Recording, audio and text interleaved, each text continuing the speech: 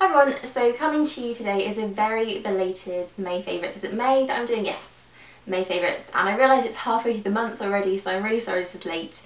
But yeah, let's talk about all the products that I've been enjoying in May, and I have quite a few here, so this may take a while. So the bulk of it is actually makeup, so I think I'll start with the other odd random bits. And the first one is a hair product, and I did have a small rave moment on my blog about this. I was literally sitting there typing the post, just so excited because I just had to talk about it, and it's the Ojon Revitalizing Mist. Now, I haven't really tried that many products from Ojon before, and I was just looking around the counter, having a bit of a sniff, as you do, because we all know I like my nice smelling hair products, and this stuff just blew me away. The smell of it is incredible. It smells like tropical beach holidays, coconut, sun cream, all amazingness wrapped up into this little bottle. And I know it's bad to buy something because it smells good, but it was actually something that I was looking for, something that was like a spray, leave-in conditioner, hydrating type product, because my hair gets very frizzy, very Monica Geller from Friends in the summer, and I just wanted something that was going to rehydrate it but not leave it feeling heavy. You can't really see too well because I've been waving it around, but it actually comes in two parts. So there's, I think, a kind of oily part, which is the Ojon treatment oil that they do, and then like a leave-in conditioner, and you mix them together and it just creates an amazing product. And I've been using it to rehydrate my hair when it gets a bit frizzy. I've been using it to kind of just make it feel a bit fresher. I think the scent as well, because it lingers for so long, it's almost like a hair perfume. So if you haven't got time for a shampoo, you just want to run out the door, not have to worry about dry shampoo, things like that, this is really nice to just spray through it. It makes your hair feel and smell cleaner. So that has just been probably my favourite product all month. I've been in love with it and just spraying it in, you know, whenever I feel like it. I haven't been trying out too many new skincare products over the last month because I've really been sticking to what I know, but there are two new things that I've incorporated into my routine, and they're actually both from Benefit, and I've really been enjoying using this duo in the mornings. So there's the triple performing facial emulsion, which is their oil-free moisturiser, and then the Dream Screen, which is a new product they've launched recently, and this is an SPF 45 PA+++ oil-free sun cream, and I love using my sun creams, I love protecting my skin, and it's really great that this is an SPF 45 because it feels so incredibly light. It feels lighter, I'd say, than the actual moisturiser. So these two together, because they are both oil-free and they are very light, they let my skin breathe and they don't make it too greasy, but I'm still getting a lot of moisture and a lot of protection from them. So those two together have been my kind of go-to morning moisturiser duo. So this next favourite is from Bourjois, and I feel as if they read my mind with this one. It's their nail polish magic remover in the pot, which you've all known, all seen, hopefully all love, because I love it too, but it's actually the hands and feet version, and I have before tried to stick my toe in the original pot of this to no avail. It just doesn't work, but they've actually thought about that and brought out this new version, which actually has this little sponge in the lid, so you can kind of dip it in and then just go across your toes with that one, and I think that's just such a genius idea. And the product's still the same inside, the formula is still amazing at taking off nail polish and really moisturising your nails while it does it too. I also find this little top sponge to be really handy for touching up your nails.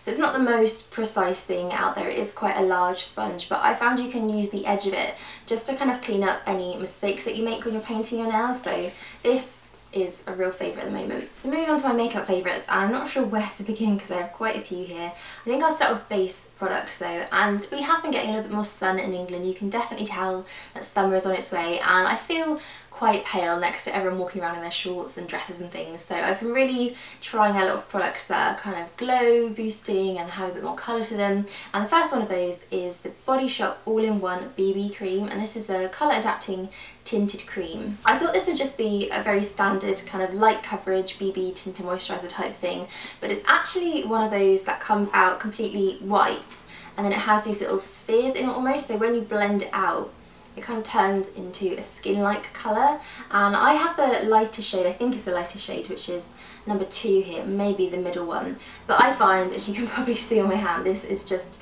far too dark for me, so I was kind of, you know, I gave up using it, I wasn't really that into it, but then I tried it again and it actually makes for a really nice kind of glow booster before your foundation or your tinted moisturiser or whatever you're wearing. It's got a really light texture, so it's not heavy, it's not going to clog up your skin if you're wearing it underneath another product, but I find it's just a nice way to give a really natural looking colour. It is a very nice, not too orange, not too dark, but just a nice warm tanned colour.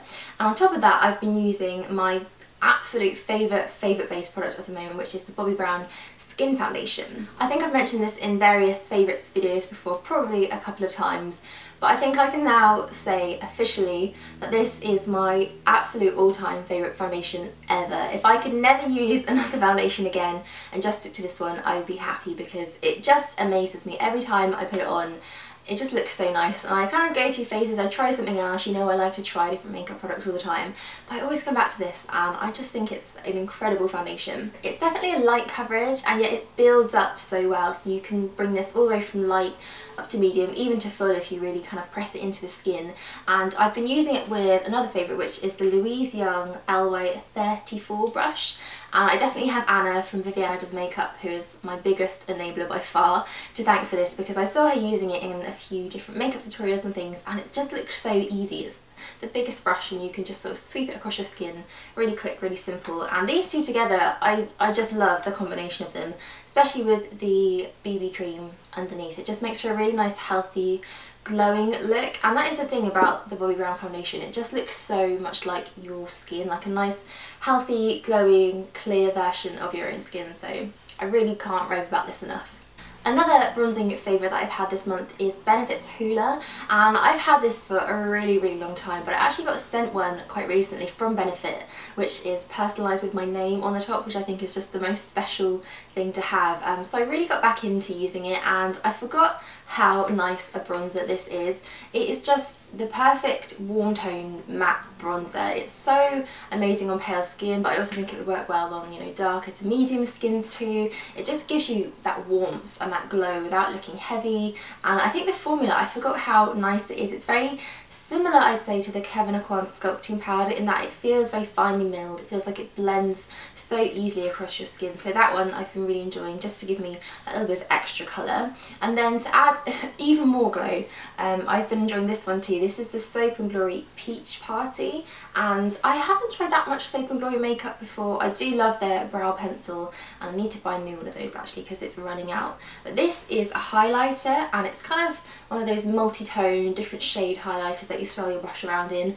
And to me, when I first saw it, it looked really dark. It's got some bronzes in there, it's got some gold, but when you actually kind of rub them all together and swatch them in your hand, it's just the prettiest golden shimmer. It's definitely not as intense as something like the Balm's Merrily Manizer, which I just absolutely love. I think that's my favourite highlighter of all time, but it's kind of nice to have something a little bit more subtle in the summer, because when there is quite bright sun and quite a lot of light, you don't want to look really glittery or really sparkly. And I think the colour of this works really nicely with bronze skin as well, so that one I've been really enjoying using. And I feel as if I need to issue a bit of a retraction here, because if you remember in my Sephora haul a few months ago, I mentioned that I picked up the Makeup Forever Smoky Lash Mascara, and I basically wasn't really happy with it at all. It didn't do much for my lashes, it didn't look as dramatic as I wanted it to, and it didn't really live up to the hype that I'd heard about it. Basically got chucked to the back of a Muji drawer, forgotten about, and I think it wasn't until I ran out of my L'Oreal Miss Mango mascara that I actually pulled this out, decided to use it again, and I don't know if it had changed or if it just looked different on my lashes for some reason, but I really liked it, and I think it's probably because it's dried out. And I do remember a few people saying in the comments, leave it for a few weeks, let it dry out, and then you will really like it, and I think that is definitely the key to it. It really just clings onto my lashes so easily, and I don't have to sit there and build it up, which I think was the main problem I had with it before. So I think now the formula is that little bit drier, it just gets on there better, and it really volumizes and really builds up so easily. So I've really been enjoying using this, and I think since I rediscovered it a few weeks ago, it's all I've worn on my lashes, so that's definitely a favourite. And I'm slightly worried now that if I do completely fall in love with it, I may not be able to get hold of it as easily again, so I may have to go up and stock up with a big Sephora order soon. Now these next favourites come from number 7, and they are the Stay Perfect Shade and Define Sticks, and I've actually done a post on my blog about these a few weeks ago, I think it was, so I will link that below for you. But I actually discovered these because I found that they were the perfect dupe for the By Terry Ombre Blackstars, which have been really popular at the moment. So I was kind of trying out a few things to see what was similar, and these I actually really enjoyed using, and I think they are pretty much identical.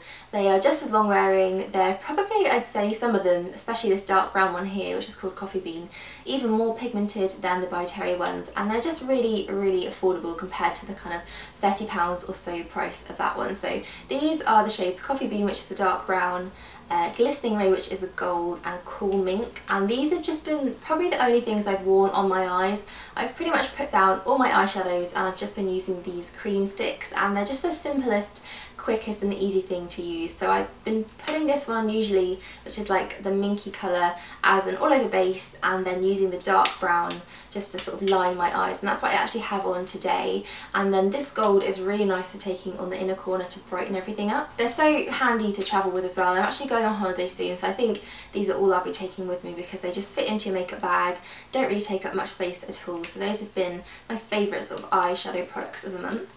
Now, similar to the Ojon Revitalizing Mist, this next favourite holds a very special place in my heart, and it's the Kevyn Aucoin Matte Lipstick in Forever.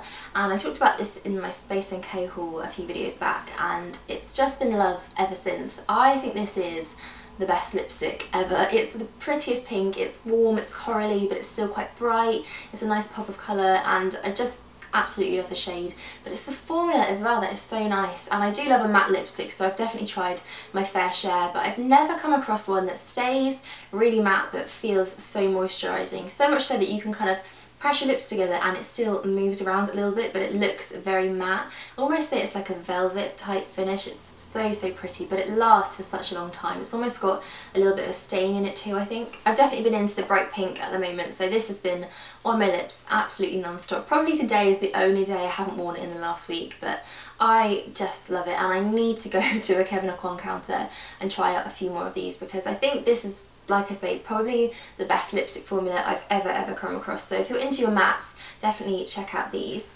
Also, just look at the packaging, it's just stunning. On the subject of lips as well, I've also been really into wearing lip liners, and I've just found that putting something on before a lipstick makes it last so much longer, and it kind of evens everything out. You get a nice shape with it too, and especially the MAC lip liners I've really been enjoying. I think these are probably the nicest formula I've come across on my lip liner travels. Not that I've tried that many, but these are really nice and they come in such a great range of colours. I've got red here, which is spelled R-E-D-D, which is basically the perfect red lip liner to use under any red lipstick. It's kind of almost in between the warm toned reds and the cool tone ones, so I guess you could use it with both of those. And then I have Lasting Sensation, which is kind of a coral type shade, almost like an orange, and this is really pretty under corally lipsticks, under nude lipsticks as well too. It makes the colour kind of pop that little bit more, and even on its own I quite like this. And then the last one, which unfortunately I think is discontinued because I haven't seen it on the MAC website for a while, but this is Embrace Me, and this is just the brightest pink. Like I say, really into my pinks at the moment, but it's almost like an electric pink, this one. I think when it comes to lip pencils, they can't be too waxy because they just drag and they're really difficult to blend, but they can't be too dry either because then they just transfer really easily. But I think these are just somewhere in the middle of waxy and dry. They're just the perfect formula, so I've really been enjoying those this month. And breathe. So those are all my May favourites. Quite a few bits to get through there, so I'm sorry if I did rush a little bit. In my defence, it's a very hot day and studio lighting really doesn't help the situation. It's getting quite warm in here, but thank you all so much for watching, and I will see you all soon. And by soon, I really do mean soon. Hopefully there'll be a new video up next week and regular scheduling can happen again. So I will see you all then.